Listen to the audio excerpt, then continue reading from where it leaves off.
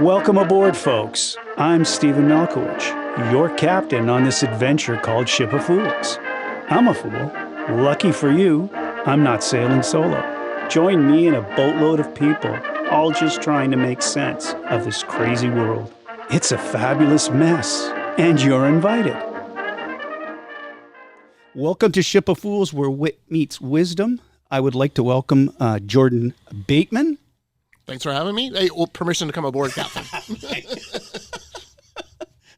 And we're going to kind of do a little bit of a deep dive into a lot of things, but to begin with, Jordan, let's get into your background so that we can give. And that's one of the things I like to do before we start getting into the meat of a discussion, so people understand who you are and where you're from and your background. So, and then we can get into the. Sure. Yeah. Well, I mean, I'm a Langley guy. That's the number one thing about Langley, British Columbia. Langley, BC. Moved there when I was 12. I've lived there ever since. Graduated from Langley Secondary School. Go on to Langara College to become a newspaper reporter. And when I'm in Langara College's journalism school, a fairly young reporter, because now I'm old, but fairly young reporter named Frances Beulah comes in one day. Yes. And she gives us a 60-minute lecture on the importance of municipal politics. And man, that just lit me up. Like I loved every minute of that talk Frances gave. I've teased her about this since, that she's the reason I went into covering municipal halls and then eventually became a municipal councillor in the township of Langley. It's because Frances Beulah really inspired me in that talk. And she connected what was going on at city halls with, the real issues that real people face. And so that always kind of stuck with me. Kind of parallel to that, my grandparents, they were pastors of churches all their lives.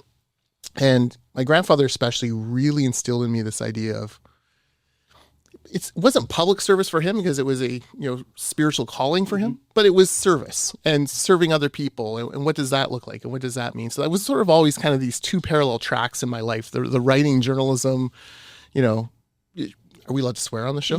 Shit disturbing kind of path. You're allowed to. And track. And then the, good Christian, putting others above self track. And so these kind of things sort of ran parallel, and journalism is like perfect for something like that, right? Yes. People go into journalism, because they love to write or they love to talk or they love to analyze, but they also do it because they genuinely believe that what they do matters, holding power to account, broadcasting the truth. 1,000%. You've been in newspapers for a long time. Yeah. It's one of the things that lack the most right now in our culture is that sort of first minute historian. But that kind of took me down a path. I worked at the Advance for 6 years, loved it. Ended up starting my own freelance writing and back then web design business, very rudimentary designs. Ghost wrote, about 100 books for different people, lots of articles, all sorts of things. Ran for Township Council in 2005, was reelected in 2008. And in 2011, we'd had a controversial mayor in Langley Township who was found by the police or found by an independent review to have misled council on an issue. And I thought about running for mayor in 2011 for Langley. I was 32 at the time, 35 maybe. And, was thinking about it. And out of the blue, I get a phone call from an old friend of mine, another Langley guy, Gregory Thomas. And he's BC director of the Canadian Taxpayers Federation. And Gregory's going on for 20 minutes on the phone with me, telling me about all the great work he does at the Taxpayers Federation, what's great about the job. And then there's this pause, and he says, so Jordan, what I'm asking you is, have you ever thought about doing a job like mine? Steve, I said, Gregory, I can honestly say I've never given it 10 seconds of thought. Why would you? Yeah, why would I? I was a writer, and that was my thing, and then in Township Council. But I did think about it. I applied, met the guys at the Taxpayers Federation, fantastic people, loved the organization, loved the freedom to kind of take on issues I want to take. And in a lot of ways, it's a lot like politics, but without the things that annoy you. Like there's no public hearings, there's no... But it's focused on accountability. It's focused on accountability, and you're the common sense person in the room a lot of times. And that resonates with everyday people, right? Like when you're the common sense person in the room, you're not trying to spin them or you're trying to get their vote or anything. You're just like, hey, I think they're spending too much money, and they're spending money on crazy stuff. Yeah. That's a big advantage. So I worked at the Taxpayers Federation for 6 years. We had a great run there. Everyone sees kind of the public stuff, the TransLink referendum win and all of that. But, we increased the number of followers at the Taxpayers Federation in BC sixfold. We increased donations fivefold. And you're privately funded. Yeah. There's not a cent of taxpayer money, right. nothing like that. They don't give tax receipts for donations because they want to be completely independent of government, so they can hold it to account. Yeah. And so it's, at the time it was 40,000 people across the country stroking a check to the Taxpayers Federation because they believed in the principles.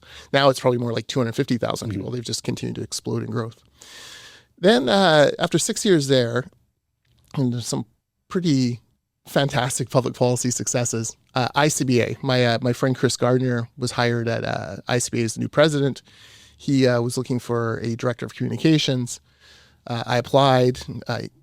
I was going to be his first hire leading that team. So, man, the interview process, like there was 2 separate interviews. There was an interview with him. Then there was 2 separate interviews with like 4 members of the staff. Explain what ICBA is. So ICBA is Canada's largest construction association now. Okay. Then it had about 550 members, had about 1,500 benefit clients. ICBA, it's the Independent Contractors and Businesses Association. So founded 50 years ago in Trail, BC organization, represents open shop construction companies. Today we have about 1,600 members, 4,500 members and clients. We have a massive group health and dental retirement benefits program that covers 300,000 Canadians. So that the profit from that is what funds the advocacy work that I do, that our chief economist, Jock Finlayson, does.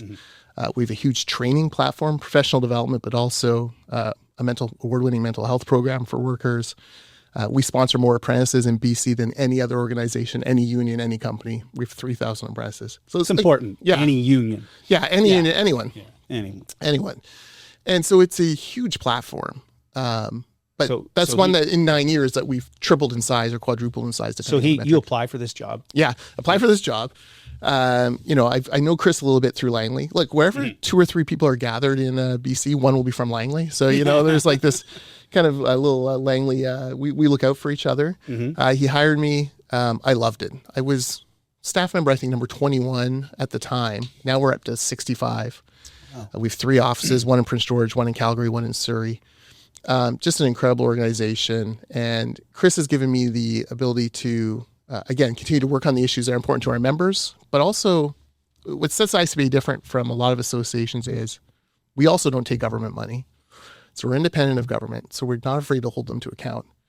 And we don't measure our success by how many pictures you get with a premier or with a cabinet minister, how many meetings you get. We measure the success by, are we representing our members' concerns? We can't force a politician to do anything, but we can bring those concerns to them in a variety of different ways. And like Ronald Reagan used to say, if you can't make them see the light, you make them feel the heat. Yeah. So that's really our model. So you've been there for 9 years. Yeah. And it's the longest job I've ever had. Longest job you ever had. And you started in journalism, Canadian Taxpayers Federation, and now you're here as but you also had a stint in municipal politics. Yes. And that kind of like, there was a segue. There must have been a segue from you were at the local newspaper, and when you're having been in the newspaper business for a very long time, nothing makes you, I'm not crazier than following municipal politics. Like, I mean it. It's like, the best. It's a blood sport. It is. It's just sheer insanity. Yeah. And God knows, I used to call it the rubber chicken circuit. You're going to this dinner, you're going to that, and you're also meeting people that are involved politically, and you're going, that person can't even figure out how to put their pants on. Yep. And they got elected. Yep. Wow. Yeah. Like that is, but I think it's exacerbated with municipal politics, but I think it's it's provincial, it's federal. If you meet some federal politicians, and I've had I worked in Ottawa for 2 summers when I was going to university. I met some people. Yeah. And going, Jesus, what happened? Like, what happened? Yeah. Like, how did you? But I can say the same thing though, also about people that have been successful in business. Mm-hmm. Yep. What happened? Yeah. How did you? But so let's talk a little bit about your transition. From being a journalist and then getting into municipal politics. Sure. So oddly enough, I'd gotten my job with the Langley Advance, my hometown newspaper, because one of their reporters, Karen Kersey, had won a seat on Langley Township Council in 1996. That opened up her job for me. I'm 20 years old. They throw me into covering Township Hall. And this was a period of incredible, like, politics in Langley is always a blood sport. This was about as vicious as it ever got. There was a slate for the first time in Langley history was in charge. There was a very organized opposition against them. And they went at it like the Hatfields and McCoys. And it was just incredible for a 20, 21, 22-year-old to cover it because there was something happening every single council meeting. We did all-night public hearings till like 5:30 a.m. The public hearing would end, and we're like, I'm a young reporter, so I'm like, I'm hanging in. Like, how many 5:30 a.m. public hearings are you going to have? 5:30 a.m. the mayor looks over and at the rest of the council and says, okay, we'll move to our regular meeting now. It goes the whole meeting after that. It was wild. So, it gets under your skin. And one thing you realize is that as a reporter, you're forced to have quite a wide knowledge of issues, not necessarily deep on every issue, but you have a wide knowledge of all these different issues. And like you said, you see, counselors up close or politicians up close and you think, well, they're just average people like me, like they're no smarter than me. And why not? So I ran in 2002 when I'd left the paper. I ran in 2002 on a slate, finished just out of the running. That was fine. Looking back, I wasn't ready to be a counselor at 26. 29, by now I have a daughter. We own a little townhouse in Langley. I run as an independent, run the kind of campaign I want to run. And I win. And then I get in 08, top the polls in 08. What I discovered, though, was, one of the things that made the Taxpayers Federation more attractive to me than, continuing on in municipal or other elected politics, I found it very difficult towards the end to discern between people who had legitimate concerns about issues and people who were just out to stop everything. So the NIMBYs versus the normies, I would call it. And where it really came to a head was there was a public hearing about a project in my neighborhood. And at the time we lived in a little neighborhood called Murrayville. This project was way up the hill, had no effect on our property values. So I wasn't in conflict or anything, but it was people from my neighborhood talking. So it was interesting to hear the perspective. And people came out to speak against this building in a way that, and told stories about our neighborhood that I just knew were patently untrue. And for the first time, you could kind of see, like, it was like scales falling by my eyes. Like maybe everything we're being told in public hearings isn't always true, even though the public perceives it that way. But, there's talks of the massive traffic on this particular street. I'm like, you can shoot a gun on that street, not hit anyone. It's a rural road, essentially. There's talks of there's a big trucks that park in this neighborhood. I'm like, that's Mrs. Smith on the corner. Like, her brother-in-law comes through town once a month. She's a widow, and he checks in on her. Like, he stays with her and makes sure she's okay. And then, so once a month, her street, which was our street, just turned a blind eye to it because who cares? Who cares? It's Mrs. Smith. Who cares? Thank God. So it really started to, I felt not disillusioned, but it soured me on the whole thing a little bit, where I started to look back and think to myself, I wonder what other things people have told me that, was more fear-mongering than actual truth. Or full of shit. Yeah, or full of shit. And then you start to doubt, right? And that's a bad place to be when you're in elected life, where you start to, and so that was kind of the other part of it. But, you move over to the Taxpayers Federation, and I had this kind of new opportunity where I wasn't in power. So there was no reason to spin me on stuff. And I had the time to dig into the issues I really wanted to dig into. And so I could, fact check them better. When you're on council in a public hearing, you don't have time to fact check. Like, you hear them, and then technically you're not supposed to, legally, you're not supposed to receive any more information until you vote. So you hear them say whatever. You can't independently verify it legally. And so you're kind of stuck. But, advocacy, much more fluid. You're able to dig into those issues. You're able to really, seize on the things that interest you the most. So in a way, it's very similar to being in politics, but advocacy for me was just a better fit all around. Mm-hmm. And so your time, one of the things that I've never, when we're talking about Langley, and being in Surrey for as long as I have been, in New Westminster before then, I never understood Langley Township and Langley City. Yep. I can give you the. I'll give you the. Please give me the. Back in the day, Langley City was where the business owners were, and Langley Township was where the farmers were. Mm-hmm. And the farmers didn't want to pay more in taxes for the city to have basic city amenities, streetlights. Not a nickel for streetlights in Langley City. That was sort of the slogan that started all this. So the property owners in Langley City seceded from the township, and they kind of drew the line in a jagged way to make sure they had enough properties that were that would vote in favor, and they separated. How long ago? That was 70 years ago now. Okay. 70 years ago. So they separated. Now the irony is that Langley City is, there's, it's still fairly urban, like low level density and whatnot, but now the township is like massive. Mm-hmm. And you've got huge community cores there that are, have more population than Langley City. And they're getting shit kicked now because the RCMP are going out of Surrey, and there's a lot of shared resource. And there's all sorts of shit. There's all sorts of stuff going on. The main thing is that most people in Langley never think of, you would never hear a normal Langley person say the Langleys.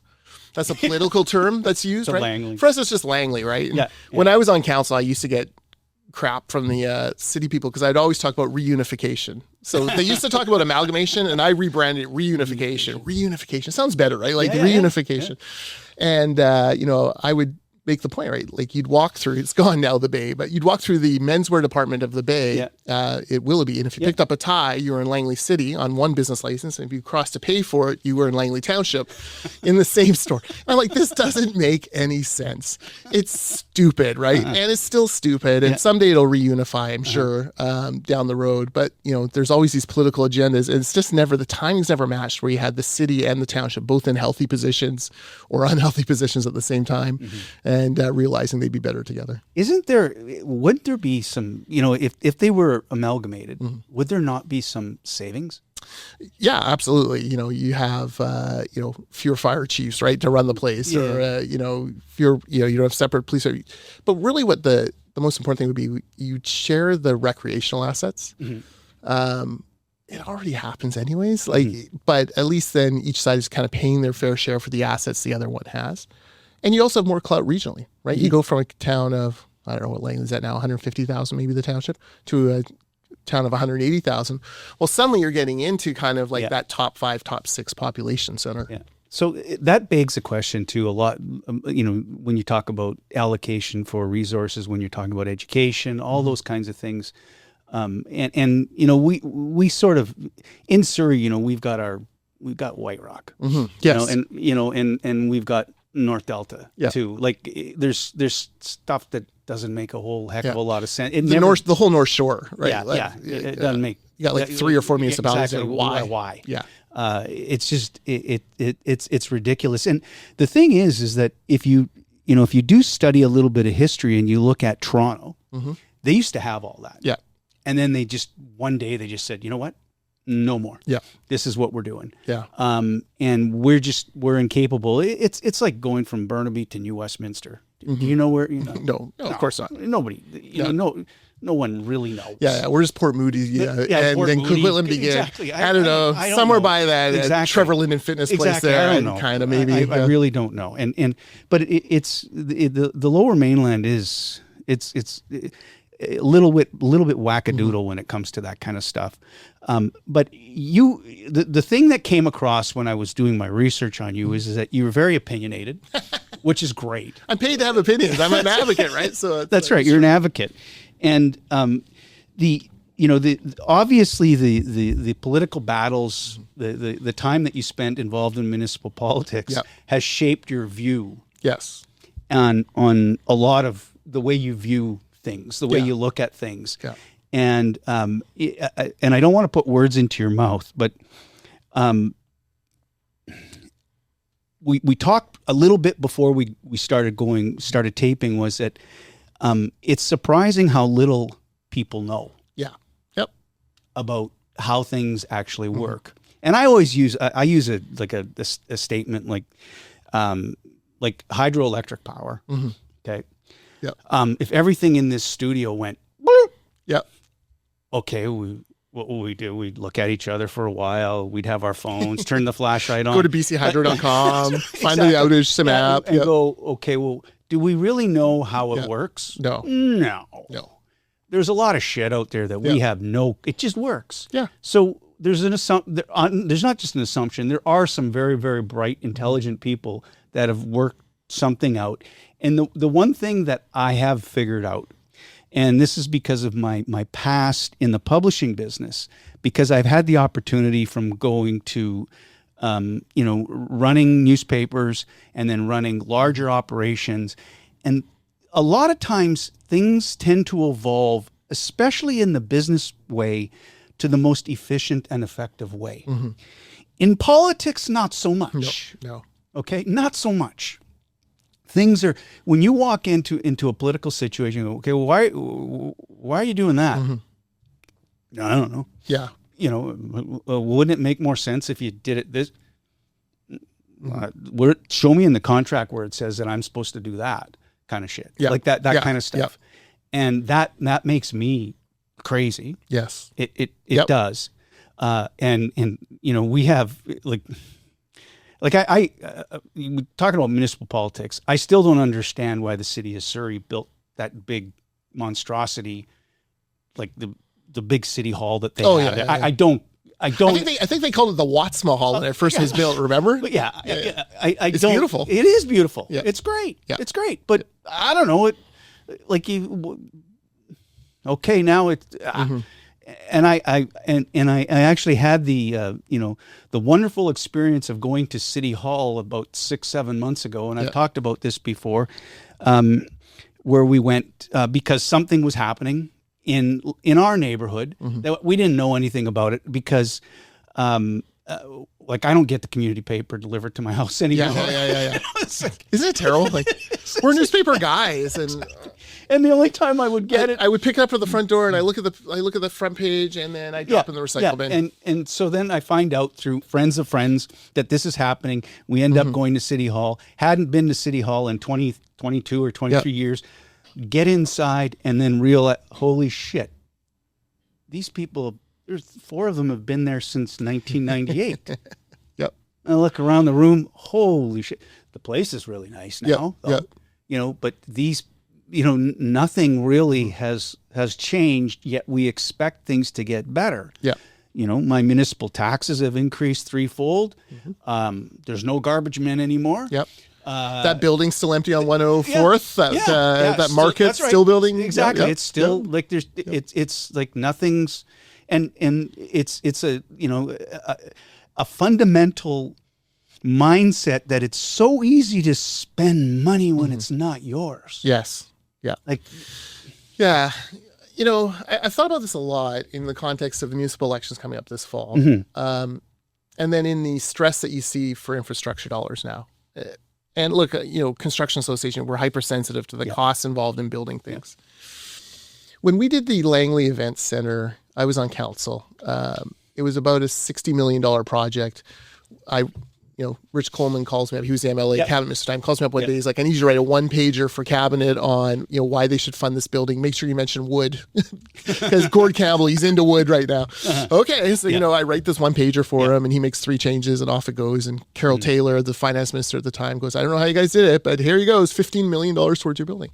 But we built that event center in a way to make sure it was used every single day of the year. And now it's been 15 years, and it's used every single day of the year. There's a church that meets in there Christmas Day in the meeting rooms. There's the arena that everyone knows about where the Vancouver Giants play and the high school basketball championships. There's also a triple gym, which Trinity Western and RE Mountain Secondary School uses. There's a gymnastics facility. At the time we were talking about the building in Cameron, trying to figure out if we could put it all together, the Langley Gymnastics Foundation shows up and talks about they want to build a building down by Langley Airport. And our administrator says, listen, the event center is still in camera. No one knows. We can't say that. But you could, take him for coffee, draw a mythical building, and say, would this 15,000 square feet here work for you? And so I did. And the president of the gym lit up like, what? That would be unbelievable. We'd love to be part of that. And thank God he was. They were part of it. Now you got a whole park around it. That's what I don't think that a lot of politicians and bureaucrats realize is like, when you build something, make sure it's built for everyday use. You don't build parking lots at malls for Boxing Day, and you build it for normal day use, and then that one day a year where there's like a huge number of people, you just kind of survive through. We have to get back to that kind of common sense approach. A prime example when we talk about this is, I remember, because I used to travel a ton.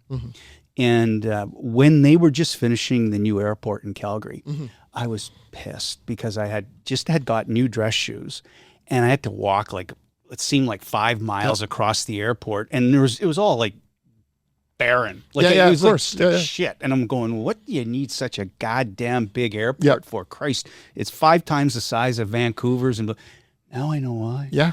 Because they actually thought about it. Yeah. And they said, they built it to last. Exactly. The Pattullo Bridge, right? The Pattullo Bridge is a great example. If only we could get 85 years out of every piece of infrastructure the freaking government built for us, we'd be in such a better place. Yeah. But what did they do? They, the NDP replaced the Pattullo Bridge with a bridge of exactly the same fucking size. And you go 4 lanes, and I know the mayor of New Westminster didn't want, I don't want that, too many lanes coming in. Fuck off. Exactly. Yeah. You should have built it 6 lanes. You should have had an HOV lane. You should have been thinking okay, if that SkyTrain bridge, what's its lifespan? Does it need to, have all that? Instead, we build so narrowly. Massey Tunnel's the same, right? Oh. We had contracts out there. Yeah. We could build a Massey bridge. It had the environmental approvals it needed for less than $3 billion. They canceled it. Why? Because Christy Clark was the one who came up with that idea, not them. They cancel it. It would already be open. Now I think realistically $8.5 to $9 billion. If they do the tunnel, if they can get the environmental permissions to do the tunnel that no one. And it's going to be the same size again. Yeah. I'll tell you a little story. This is I had just moved out here, and Helen Sparks was the mayor in New Westminster. Yep. And I always, because you're the publisher of the newspaper, you're always kissing ass. So, and I remember sitting in her office, and I was new. And one thing that came to me, I said, what would really add value to the land here? And she goes, what? I said, if you built a fucking tunnel underneath New Westminster, because traffic is a bitch. It's a bitch. And, and she's like, you can just see her pucker. It's just like,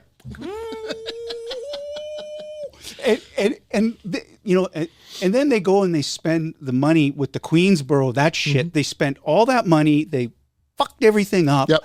And now it's just like in Winnipeg, we have a corner called Confusion Corner. It's where Osborne Village is. And unless you're from Winnipeg and you live there, you don't have a goddamn clue where you're going. And people that come in from anywhere else go, how the fuck do you guys get around here? They all make the wrong turns. Exactly. They don't know where they're going, one ways and all kinds of shit like that. And here's a great example. They're building a pedestrian overpass over Highway 1 right near the Kensington exit. Okay. Beautiful. Yeah. Great company doing it. Jacob Brothers, members of ICBA. Yeah. God bless them. They're doing a fantastic job. It's going to be great. But why are we putting money into a pedestrian overpass there when, half a mile up the road is the Kensington interchange, which is the worst fucking interchange in all of the Highway 1, and backs up because the traffic coming down from Metrotown trying to get onto the freeway every day and just is a complete mess? Why are we doing that? Well, the mayor of Burnaby doesn't want to encourage people to drive, and come on. Yeah. So these are the things that I loved at the Taxpayers Federation, because it wasn't always about, people think the Taxpayers Federation is, you don't want to spend any money. Yeah. No. It's, we want to spend money efficiently and effectively so that we can do other things as well, as we can keep taxes low so we can do all these other things. I got a great. I got another good one too. This is cathartic for us. It is cathartic. It's cathartic. On 152nd, the overpass, when a truck hit that overpass. Yes. Okay. And it's just 2 lanes. Yeah. Okay. It's 2 lanes. Tractor trailer hammers into it. They close it down. Then all they do is to just fix with it. Why didn't you widen it? Yeah. why wouldn't you put 4 lanes? Yeah. Instead, like you had an opportunity. Yeah. Green light. Go. Like you fucked things up for just to fix that. You had to close it down because a tractor trailer hit, and then maybe at the same time maybe raise it a bit. I don't know. I'm just saying. Yeah. Those are things that they're common sense. Mm-hmm.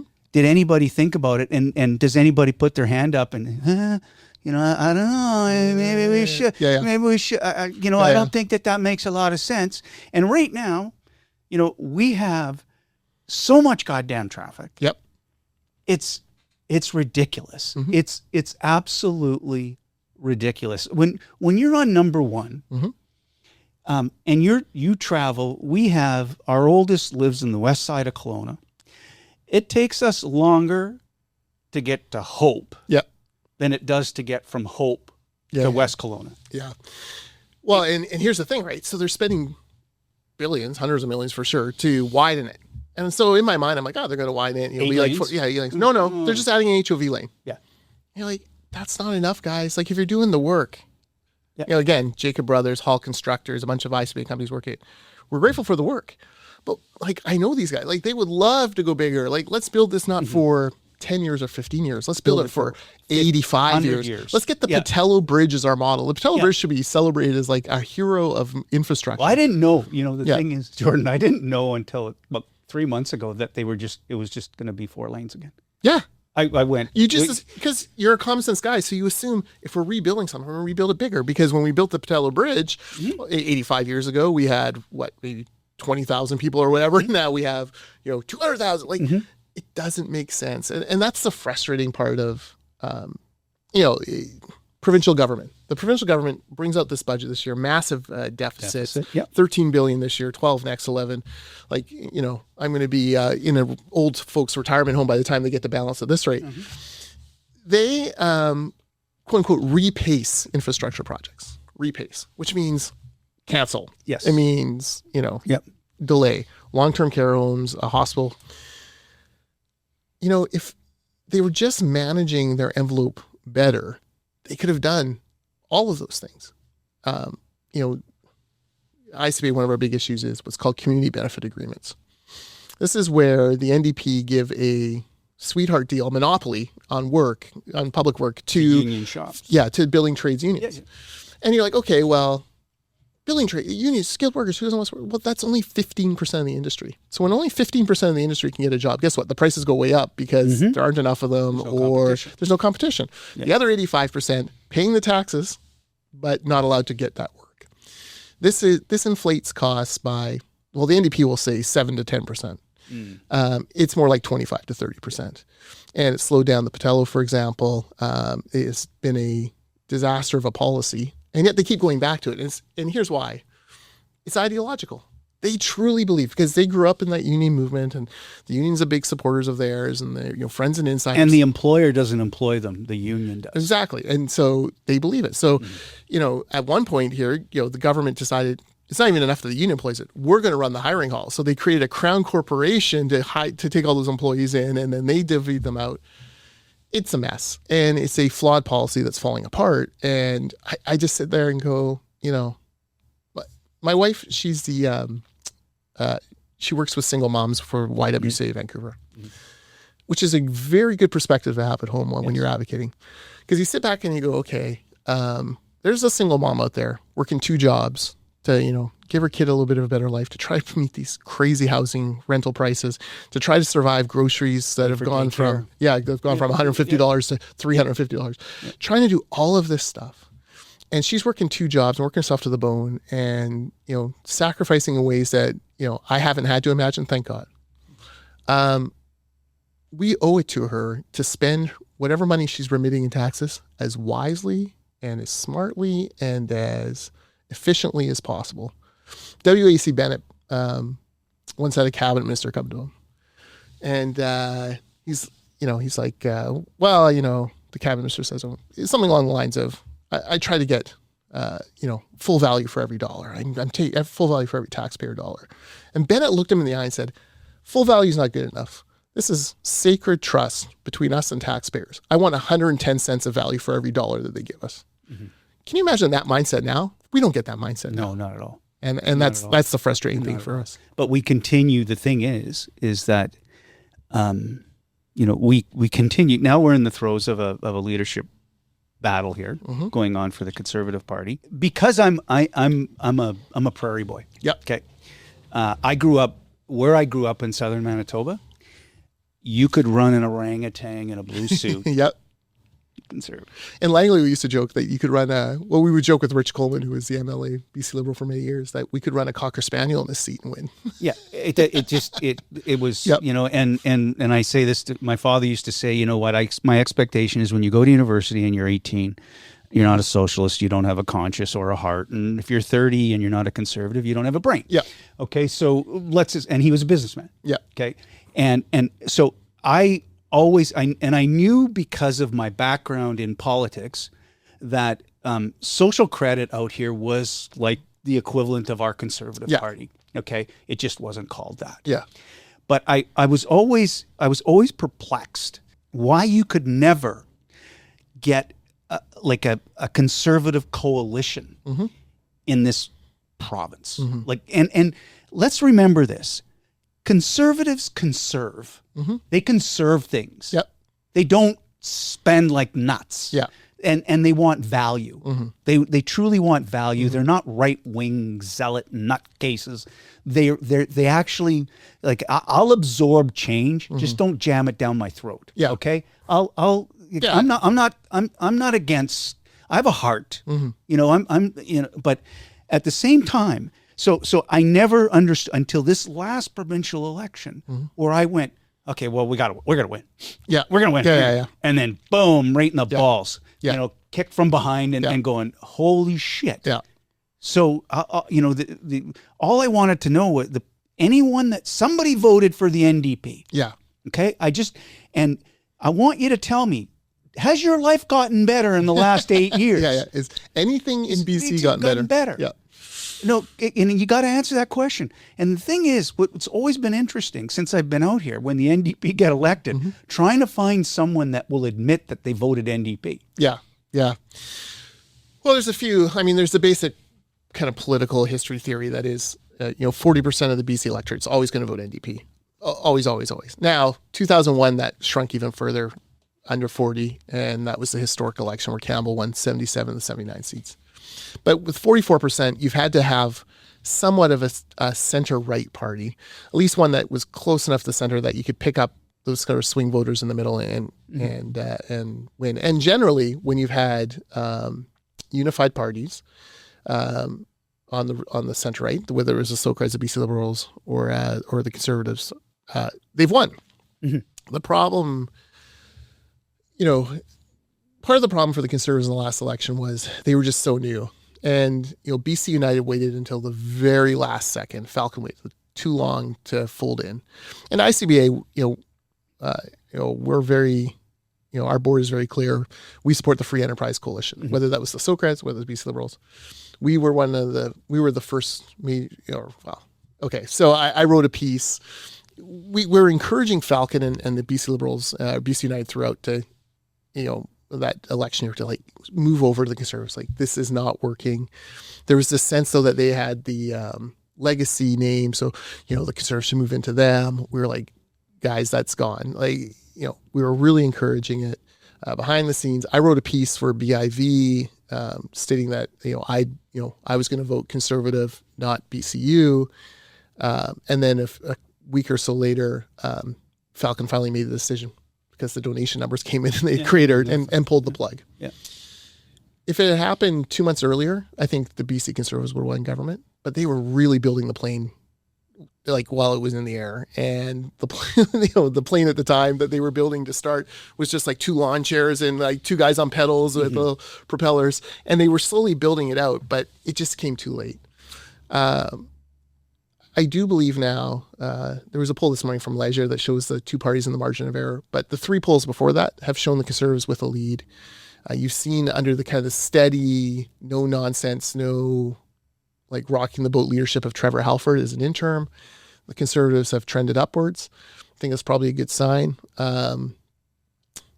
But as a conservative, generally, it's hard to be optimistic. You know, I thought It is. Pierre Poilievre was going to be prime minister. That was a kick in the nuts. He lost his own. He lost his own ride. Yeah, and you know, Carney's coming in and kind of Yeah. out bluing him. Like he's more That's blue than we. But the thing is that what is a liberal?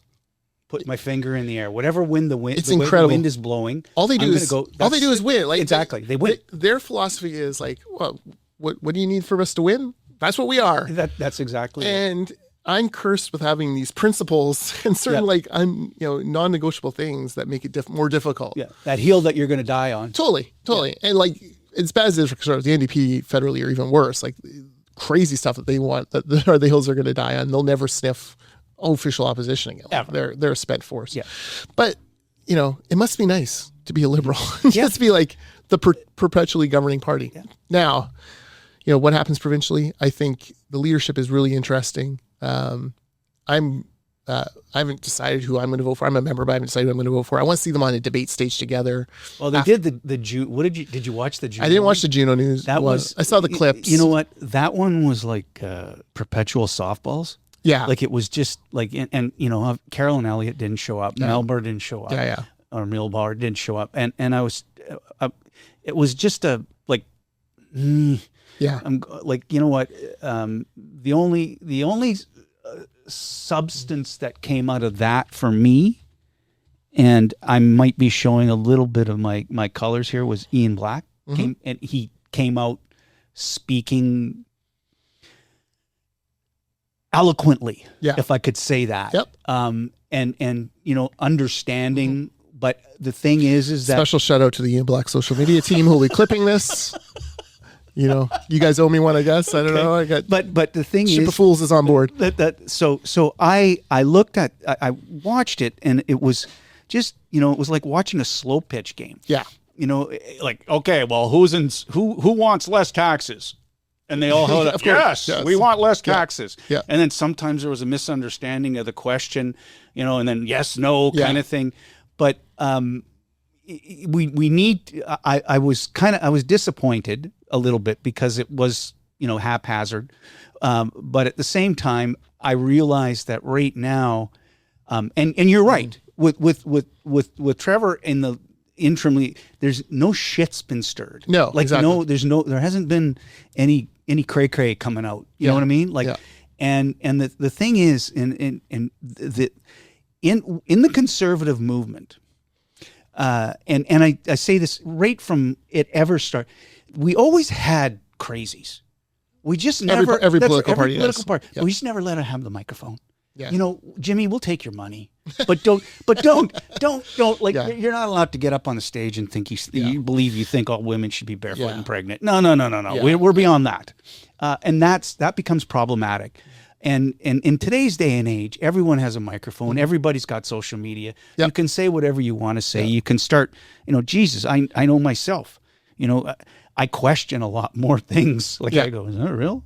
Yeah. You know, is that did that person really say that? You know, that kind of stuff. Whereas maybe we were blind, but at the same time, I believe that when I came here in 1994, things were better. Yeah, they were better. They were. We were, and there was just this. There was a feeling. There really was. And I believe when I was the publisher in Surrey too, we started a campaign. I love Surrey. Well, you know, I remember being laughed at. Like, I love scurvy. Yeah, okay. You know, and we had pins made and all kinds of shit. Like we're like, Diane brought out the future lives here, and I was on council line. I'd be like, we live next door to the future. It's right there. She loved that. It was like, and there was, you know, we would go, well, why can't we? Yeah. You know, why can't we? Why can't we have? And I remember when in Langley you got the event center, okay, and going, well, you know, Surrey should have one of those. Like, what they should have? You know, absolutely. What the hell happened? What are we? We got North Surrey Recreational Centers. That's still there? I don't even know. Yeah. You know you know, I spent a good chunk of time in Cloverdale too. Okay, that's where I was able to buy my first house. That's the most Langley part of Surrey. So. Can ask Trish about her thoughts on Cloverdale, but like, I love Cloverdale. Yeah, I did, because I grew up. It was kind of like the small town that I grew up in. It was literally Smallville. Yeah, it was literally Smallville in yeah, the TV show, and we all loved it. And it had a bowling alley, 5-pin bowling alley. It had a movie theater that when you went to with your kids, and the little dog ran around. It had Bill Reed running the Chamber of Commerce. Bill Reed, loved that guy. Oh my, I loved him. Bill Reed calls me one day. I'm on council. And he's the head of the Chamber of Commerce in Cloverdale, but he was like definitely a political mentor. And he calls me up and he's like, "Kid, get over here. I got something to tell you." Oh, okay. So I drop in everything, like drive on over. I get there. Clearly, he's forgotten what he's going to tell me. And he's looking at me, and I'm looking at him, and Bill's looking at me in the eye, and he's like, "Kid, in politics, timing is everything." I'm like, thanks, Bill. Drive back to Langley now. Appreciate it. Like this, but he was like, I loved him. I loved him. Character. He was the guy that introduced me to Kevin Falcon. Yeah, Bill, Kevin Falcon Marion, was starting. And he was. That's right. And Kevin had started. He was polling. He had his little polling outfit out of Cloverdale, and he phones me up. He says, "Stevie, you need to come down. You need to meet this guy." And he goes, "We're having a lunch. We're having a lunch." And I show up, and there's like 8 people at the lunch.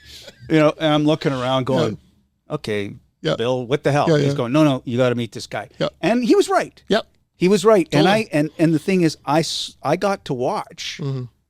His career, like I really did, you know? And I'm not bragging. Bill Reed used to bring me cooked crab legs to the house, and Kevin used to get me strawberries and blueberries, drop them at the house, trying to win favor with old school politics, man. Damn right. And you know what? I made a mistake in my 2008 re-election campaign. I made the decision, like I wanted to really show the new model of like getting elected, a little bit more social media. It was just kind of starting out. And I was like, I'm not going to advertise in the newspapers. I was a newspaper guy. Yeah. But at the time, the Langley Advance sort of started contracting. The Langley Times was sort of growing. I didn't like the Langley Times because I competed with them all my life for scoops and kicked their ass, by the way. I just want that on the record. So I didn't advertise. And so the inaugural meeting comes around and I run into Dwayne, who was the, at the time, the publisher of the Langley Times. He's like, "Oh, Jordan, surprised to see you here." I'm like, "Oh, well, ran a good campaign, did my best, and blah, blah, blah." And he's like, No, I'm surprised to see you here because you didn't advertise in our newspaper. And, not sure how that, managed to turn into votes. and I'm like, and in hindsight, I'm like, I should have taken out like the $200 cheapest ad I could have found just to avoid that. But that's the way it works. And this is the thing about like, I there was a lot of times I been in the business for a very long time now. And I knew business people fairly well. There was shit going down all the time. But at the end of the day, I was fortunate. The one thing I was very fortunate about my career was that I worked with some really good editors. Yes. Okay. And I respected the hell out of them. Didn't necessarily like them, but I respected them. Yeah. And we would have battles over shit, like a lot of I stuff. believe it. That's right. Like a lot of shit. Yeah. And at the end of the day, I'm not going to say it was a win-lose thing, but what they wanted used to end up on the front page. Yeah. Because usually if it was some bad shit about someone and it affected their business or their political career, I'd get a phone call, right? Yep. That's the way it would work. Yeah, and I'm going to say that 99% of the time it would end up on the front page of the paper. We're not full of shit. We are, we're holding those to account that need to be held to account. Nothing was being buried. Yeah. Nothing.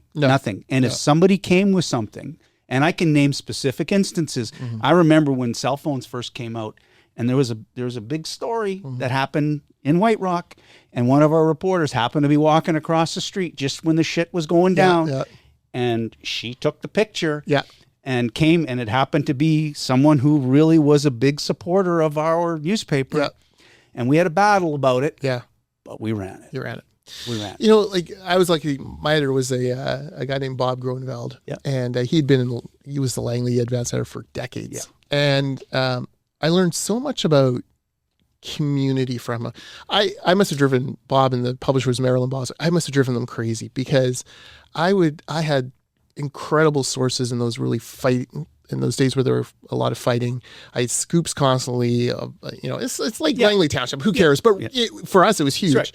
So I was constantly pushing the envelope on that. And I do remember one story about a about someone who ended up not running again. And Bob killed it, but brought the person in and essentially said, like, we have this information. I'd rather not run it. I only have to run it if you're a public person. Mm-hmm. And the person made the decision not to be a public person anymore. And I was pissed off because I'd worked hard on that freaking scoop and I had like done the digging and found the witnesses. And like I mentioned it early on when you first get the scoop and you're like kind of going back and forth and like, what would I need to in order to verify it? And I met all the standards. I'm like, I worked hard on this. This is like, but the ultimate goal was like, this person shouldn't be in the position they were in. Yeah. And they no longer are. Mm-hmm. So what's the point? Mm-hmm. Like, Jordan, you won. Like, but it didn't feel like it didn't feel like one. Looking back now, 1,000% the right decision. Yeah, it was just brought unnecessary hurt and harm, and it would have been piling on. Yeah. This person wasn't fit for public, for the role they were in. They're no longer in the role. Mm-hmm. That's good job. Mm-hmm. Like that's the accountability function. And that to a large extent, the newspaper used to fill the role of the vetting process. Yes, and you see that. And obviously what happened in the last provincial election too, it was such that coalition was created so quickly that there really wasn't a vetting process. No, you're right. The newspapers provide, especially municipally. This is my fear for the municipal elections this fall. Without community newspapers vetting those candidates, like it was a rite of passage for me. I'd have candidates coming in all day, kind of doing their kind of profile interviews. Trying to win favor. This wasn't municipally, but my favorite one was federally. Bill Brooks is running for the federal Liberals in Langley, which you might as well just be like, forget it. Like, you don't have a hope in heck. He comes in, he sits down, he pulls out his wallet, he pulls out his credit card, and he goes, you see this visa, Jordan? Stephen Harper wants you to fucking pull out a visa every time you want a fucking x-ray in this country. And I'm like, now, first of all, I'm like, why are you swearing at me? Is it because I'm young? Like, you think this is like how we're going to go? Yeah. Well, Bill fucking Brooks, as I nicknamed him in my head, was a great guy. I loved him. Like, we chatted many times over the years and stuff. Never got elected. But he's kind of like, you needed that vetting process, right? Oh, like, you don't have that now. Like, in Langley, there'll be 2 slates that run probably and a bunch of independents. You're really relying on folks like to do their own homework. And when I was on council, election time was always eye-opening because everyone votes for their own reason. And some of them reasons are stupid. There's this beautiful, she's passed on since, lovely lady. She would call me every election cycle. Jordan, I just want to know, which of the council candidates go to church? Well, I don't know. Like, I'm not vetting everyone's spiritual thing. I'm like, well, I go to CLA and I saw sometimes you kind of fib, right? Like, well, I saw Charlie Fox there once because I like Charlie and you'd kind of go through. But that's not a great reason to vote for someone like based on my word that they went to church once or twice. Like that isn't, but for her, that was the litmus test. And guess what? Her vote counted as much as my vote, eating, living and breathing the stupid issues. Yes. That's 100. And this is where, so kind of bridging back to like, the kick in the nuts of Poilievre not getting elected. I find it more and more difficult to trust the voters on things. I used to always be like, well, the voters are always right. Well, it was easy for me to say when I was on council and I'd won, right? Like, well, the voters are always right. They elected me, so they must be pretty damn smart. But now I'm a little bit like, it's sometimes like politicians and political teams, their whole job now seems to be fooling enough of the voters into thinking there's something that, whatever that one litmus test is. I worry that without community newspapers and other kind of accountability functions that you're not going to get that proper look at what you need in order to be successful. I'll tell you the thing that I will say is that without that now, you have, like, the one thing I know this for a fact, but I don't know the exact percentages. In municipal politics, a shit ton is name recognition. Oh, absolutely. A shit ton. Totally. The two most important letters on a sign are RE for reelect. Yeah. Because you have name recognition and you have a pool of voters who voted for you once, and usually they don't want to admit that they've made a mistake. Yeah. And the thing is that voter turnout is usually the least in municipal elections. 25% maybe. Yeah. I would say 27. Yeah. But like it is you so door knock. low. So as a candidate, you door knock, right? And I used to hate door knocking, and I would only door knock one street because I would sit there and I'd be like, I did the math. I'm like, okay, 25% of people vote. They usually live together because usually a husband and a wife. That's 12.5%. Which one of these 8 houses is the one that's going to vote? Because the other 7 are a fucking waste of your time. Don't bother. Yeah. And that's why I moved so hard into things like direct mail, emails, social media messages at the time. Put door knockers on. Sorry, I missed you. Exactly. Sorry, I missed you. Stuff like that. Yeah. The turnout is so frustrating. Little candidates out there, municipal candidates running for it, don't bother door knocking. Door knock your street so you can say at the all candidates meeting that you were out door knocking. Don't bother door knocking. Phone call, old school, like that kind of stuff. Direct mail pieces on issues. I used to go through the newspaper and someone would write a letter to the editor. This is before I got elected. Yeah. I'd be like, well, I agree with that. So I would look them up in the phone book. I'd write them a letter. Hey, dear Gladys, saw your letter in this. I just want to say you are bang on. Like, I think this, and this. If I can ever be of help, let me know. And guess what? They voted for me. It works. Yeah. It works. Yeah. It does work. It's slow and it's tedious and it's one by one, but better than door knocking. It works. It works. But now, what do you like? How do you know what the issues are? We think we do. There's a lot of things that frustrate the hell out of everyone. Yeah. But no one seems to, no one seems to know what to do. Mm-hmm. And like I look at it here. Okay. Does anybody? We talked about this before. The NDP introduced a budget with a $13.5 billion deficit. Where we're in just a shit ton of trouble here. Yeah. Okay. Our credit rating is going down the tubes. There's no preaching of austerity. There's just, we're going to get rid of how many 15,000 jobs, but that'll be through attrition and retirement. So who gives a shit? And the only thing that's growing is government. Yeah. Okay. Yeah. Okay. So, okay. Well, what do we do? What? You're right. Like, there's so many of these issues now that are like these tight knots that you can't get the thread loose to start loosening up. There's the economy. There's the Indigenous issues. Let's get tight knot. Yeah. Like you're struggling to get something loose. There's home building. Same thing. They've created this like just tight knot, and you try to pull at it. That's what we do at ICBA all day. Is Jock Finlayson, our chief economist, Chris Gardner, our president, myself, our other folks who are involved in advocacy.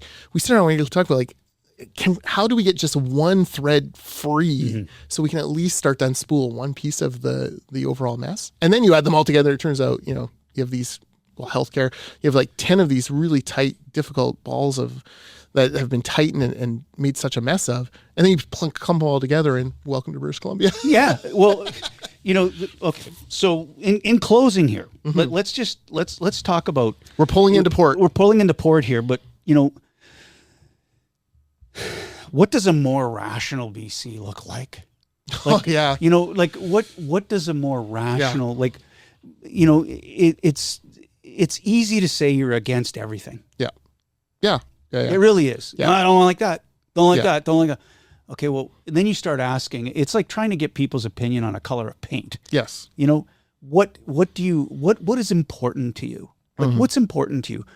I believe healthcare is important. I believe education is important. I believe infrastructure, public safety is important. Those are things that are very important.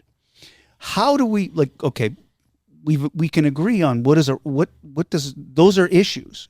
Okay, so what do governments need to stop doing? Yeah. So a few things I think need to happen. Number one, you got to inject common sense, more common sense, less ideology. And wherever you're on the political spectrum, just more common sense, less ideology, and finding ways. Like, bureaucracies exist to perpetuate bureaucracies. And what we're seeing now in some of these issues is home building is a great one, where there's so many development cost charges, rules, and it's getting tighter and tighter and tighter, and now no one can build anything. And in the middle of a housing crisis, no one can build anything, and no one can build any of the product that people want. It's unaffordable. It's not affordable to build. It's not affordable to buy. And so, like, you've got to start to inject common sense and back into these conversations, right? Like, do we need to allocate, these massive government building projects to 15% of trade workers? Wouldn't it make more sense to have 100% of trade workers bid on them? And if the 15% have the best bid, they get it? Yeah, they get it. That to me sounds like it makes more sense. And then we could build, instead of one school, we could build 1.5 schools. Yeah. Instead of building 2 schools, we build 3 schools. Like, that's helpful, right? Yeah. You got to get away from, like, the ideology is choking people, and the just that lack of people in a room saying like the yeah, but people. At ICBA, we have, benefits platform, we have the training platform, we have the advocacy platform. We meet together often, one ICBA, we meet together often because all these things interrelate with each other. And the most powerful thing in the room is the yeah, but person. Yeah, but, we're kind of like headed down a path and someone says, yeah, but what about this? And, sometimes they're right. Usually they're wrong, but it stops you, it forces you to rethink. Yeah, what about that? Okay, yeah, that does affect the member here. And if we did that, if we do an advocacy boycott of a company who's not investing in this, that would be a problem here. Like, okay, yeah, let's, the yeah, but people seem to be gone from government. And that's what concerns me the most, that common sense. Yeah, but, and so then we end up running ourselves like the Vancouver Canucks into the ground. And as a province, we're in worse shape. So less ideology, less just reflexive, like this is the right way to do it because we've always done it or because this is what we believe, and more of that kind of common sense, like, yeah, but that doesn't make a lot of sense. Okay, last question. Can the ship be turned around? It can, but slowly. It's going to take a long time. BC's a big ship, and none of these issues are easy. I'm working a lot on the Indigenous issues, and it's consuming tons of our time and thought space at ICBA. This is a big, significant issue, and it's just one of a dozen we could identify. So yes, it can be turned around.